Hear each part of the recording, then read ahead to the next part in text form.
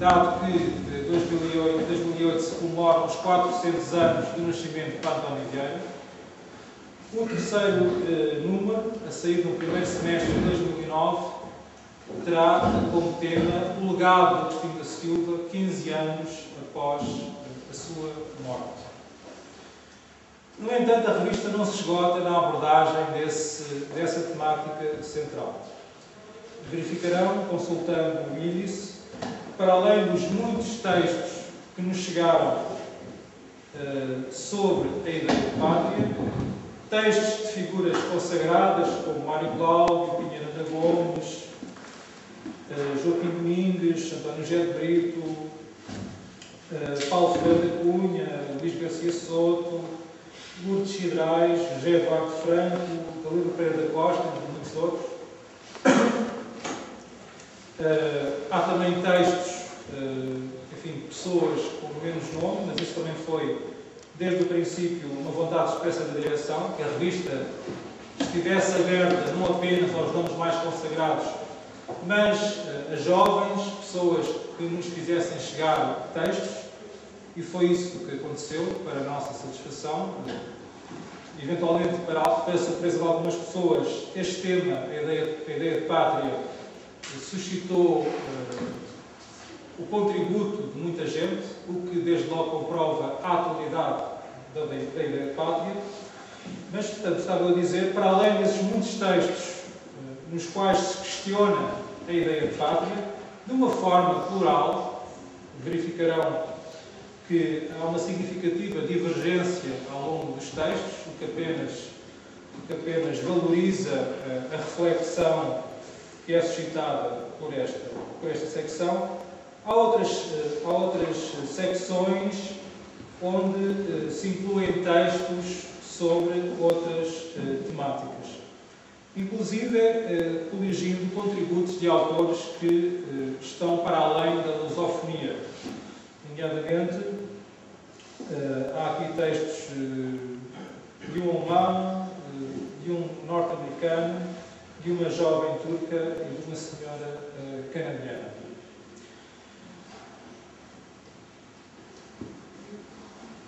Todas estas secções, em particular até esta, se intitula Outros Voos, Outras Vozes, irão manter-se no segundo número e esta secção em particular irá até consolidar-se.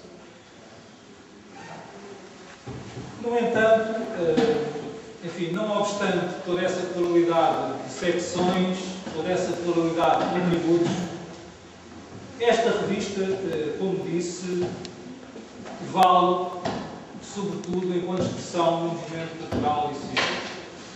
Vale sobretudo enquanto expressão de uma proposta, vale sobretudo enquanto expressão de uma visão de Portugal e do mundo, uma visão assumida e descomplexadamente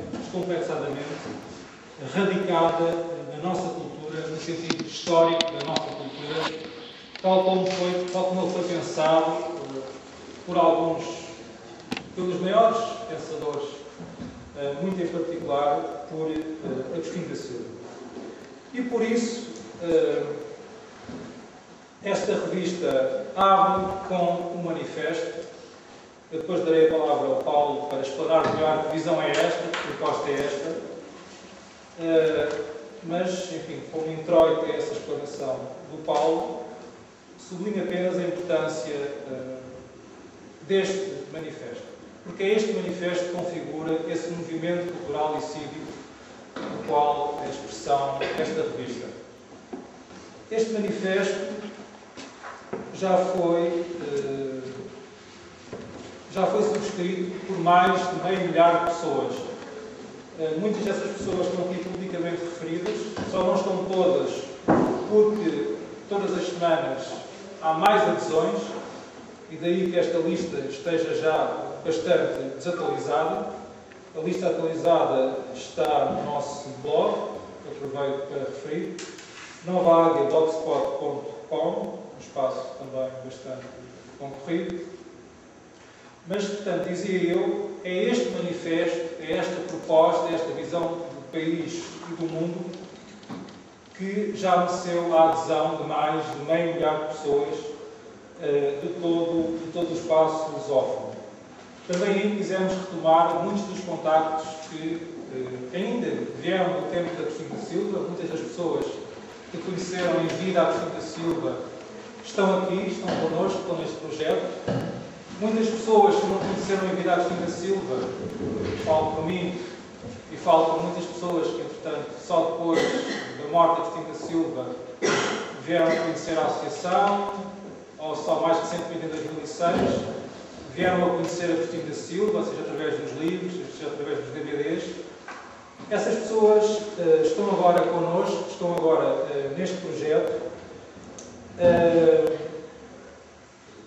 e, obviamente, o que este movimento vier a ser dependerá muito do que toda essa gente fizer ao longo, enfim, no futuro e em diversos locais de trabalho, de residência,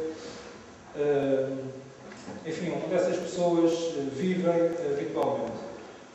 Como referi, são pessoas de todos os países da CPLP, sem qualquer exceção. Aliás, já alguém escreveu com alguma pertinência que o que nós estávamos a fazer com este projeto era, de alguma forma, construir a CPLP por baixo, à revelia das instituições, dado que elas, por condicionalismos políticos e institucionais, se encontram muitas vezes bloqueadas. E, de facto, de alguma forma, é isso que nós procuramos fazer. Cumprir a CPLP, cumprir esse ideário, esse sonho, esse projeto de Agostinho da Silva de uma verdadeira comunidade dos povos de língua portuguesa, num plano de liberdade e de fraternidade. Mas, para isso, obviamente, isso não depende de nós, não depende sobretudo de nós, depende sobretudo do contributo de cada um de vós, na medida em que se reconheçam neste projeto, na medida em que aderiram a este movimento, em que participem nestas sessões, em que comprem as revistas, em que se tornem assinantes da revista. Enfim, fica aqui o repto e esperemos que esse repto tenha uma resposta positiva pela vossa parte. E passarei então a palavra a Paulo Borges. Paulo Borges é o presidente da Associação Agostinho da Silva, como eu referi, sede sul da revista e a sede da redação da mesma.